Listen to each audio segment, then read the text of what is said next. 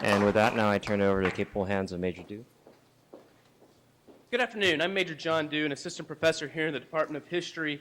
And this afternoon, it's my distinct pleasure and honor to introduce our next panel. These days, it seems awfully difficult to distance ourselves from a very public discussion about the Vietnam War. There are a number of fora that offer numerous articles and countless comments, some wise, some less so, about our nation's extensive counterinsurgency and nation-building odyssey in the Republic of Vietnam. Everyone from current theater operational commanders and ambassadors to both pundits and veterans wants to reference what we can learn from the Vietnam War. In fact, last week's edition of Newsweek, a very important national magazine, led with the cover story, The Surprising Lessons of Vietnam. Yet with this degree of attention, it becomes increasingly important that we continue to refine our understanding of America's longest war. Hence, our session this afternoon. Our cadet panelist is Cadet Jesse Fogstad. Originally from Minnesota, Jesse is currently a member of the class of 2010 and serves in Company H1. A military history major, Jesse is also a future infantry officer. Today, he will offer his conclusions concerning an analysis of regional force companies and their contributions to pacification efforts in Hoa Nha, Vietnam. To assist our assembled group in this discussion, we're honored to have a long-term and long-time friend of the department, Professor George Herring. Professor Herring is the alumni professor of history emeritus at the University of Kentucky. A leading authority on the history of United States foreign relations, he is the author of America's Longest War, the United States and Vietnam from 1950 to 1975, a work that is widely recognized as the best single-volume history of that conflict. More recently, Professor Herring is also the author of the Oxford History of the United States from Colony to Superpower, U.S. Foreign Relations since 1776. Sir, Professor Herring, thank you very much for your time and your insight that you'll offer and share with us today. Also joining this afternoon's panel is Cadet Jonathan Reicher, a member of the class of 2011 and a military history major. Without any further ado, Jesse, the floor is yours. We look forward to your discussion.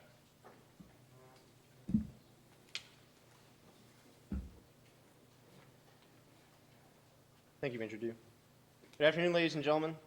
As mentioned before, this conference is a venue through which cadets may gain an understanding of irregular warfare, a subject of importance that needs no defense among this audience.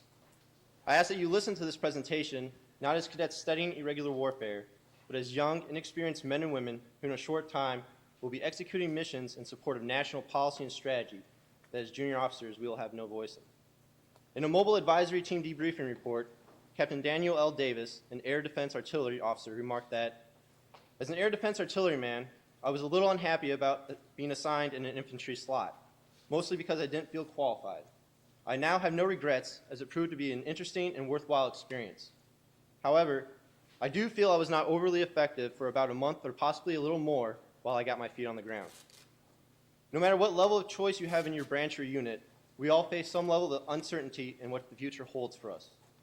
I ask you to think about the experience of the soldiers tasked with advising Vietnamese forces as events unfolded around them, events they had little control over. The title of this presentation comes from a 1968 debriefing report by Colonel C.E. Jordan, Jr.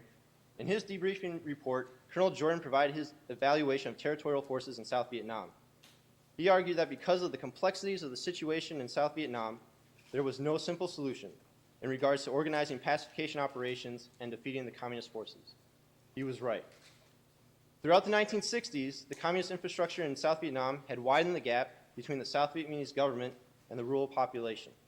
The South Vietnamese government could not build its legitimacy if communist forces retained the ability to influence the population or attack government programs.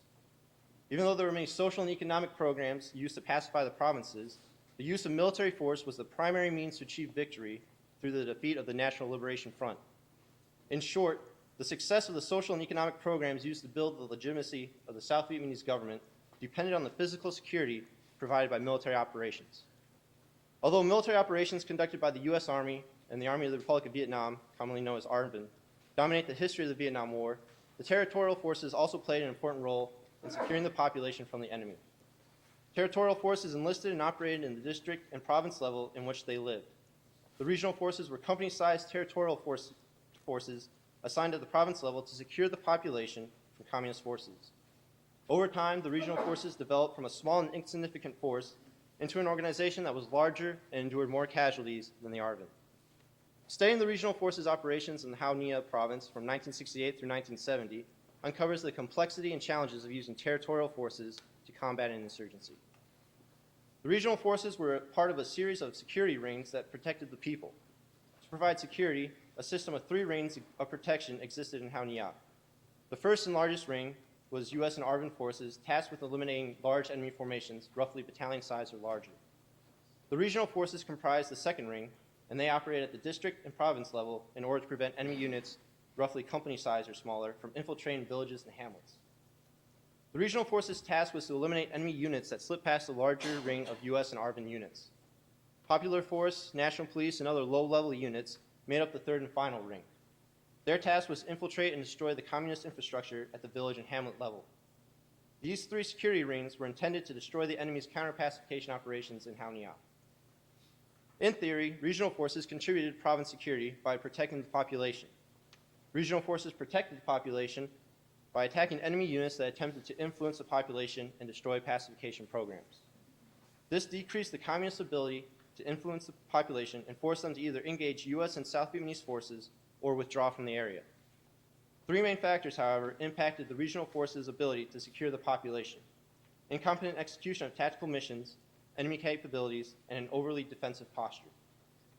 First, the regional force companies' incompetent execution of tactical operations failed to destroy enemy units. Second, the failure of the outer ring of U.S. and ARVN forces to stop large enemy units required the regional forces to engage enemy units that overwhelmed their capabilities. Finally, the defensive posture of most regional force companies decreased their ability to engage and destroy enemy units. As a result, the offensive operations needed to prevent enemy units from infiltrating the villages and hamlets did not occur. These factors allowed National Liberation Front units freedom of movement among the population of Hao Nia. In turn, this prevented the population from supporting the South Vietnamese government pacification operations because there was no guarantee of security from communist reprisals. The 1968 pacification plan used regional forces to secure Hao Nia by eliminating enemy units and preventing them from infiltrating the hamlets and villages. The pacification plan had 3 stages. The purpose of Stage 1 was to clear enemy forces from the areas surrounding population centers. Stage 2 was designed to eliminate communist influence by destroying their infrastructure, as well as provide security to the population. Stage 3 operations would continue to develop pacification programs, as well as conduct a census of the population.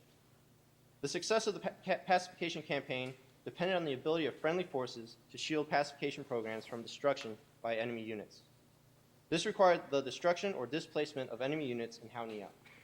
The removal of enemy forces was vital because their operations disrupted pacification operations. As a pacification plan was finalized and the year 1967 came to a close, the number of enemy units in Hao Nia increased due to North Vietnam's preparations for the 1968 Tet Offensive. The 1968 Tet Offensive halted all pacification operations in Hao Nia until the spring of 1968 due to the lack of security in the province. The large number of enemy units passing through and occupying the province decreased the security of Hao Nia. The relocation of the 2nd Brigade of the U.S. 25th Infantry Division outside of the province also caused a decrease in security. The vacuum created by the relocating of U.S. units allowed enemy units more freedom of movement in Hao Nia. This had 2 effects on the regional forces. First, the large number of enemy units forced them into a defensive posture. The second effect was the regional forces' inability to shift into offensive operations.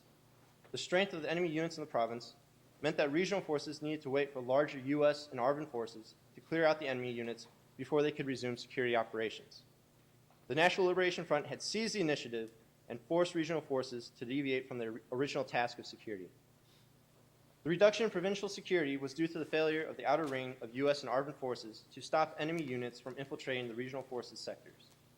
This was not due to the failure of U.S. and ARVN forces themselves. Rather, it was the placement or absence of these forces in Hao Nia.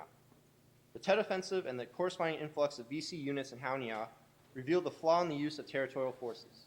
The territorial forces' dependency on large screening units, such as U.S. and ARVN battalions, reduced the regional force company's usefulness.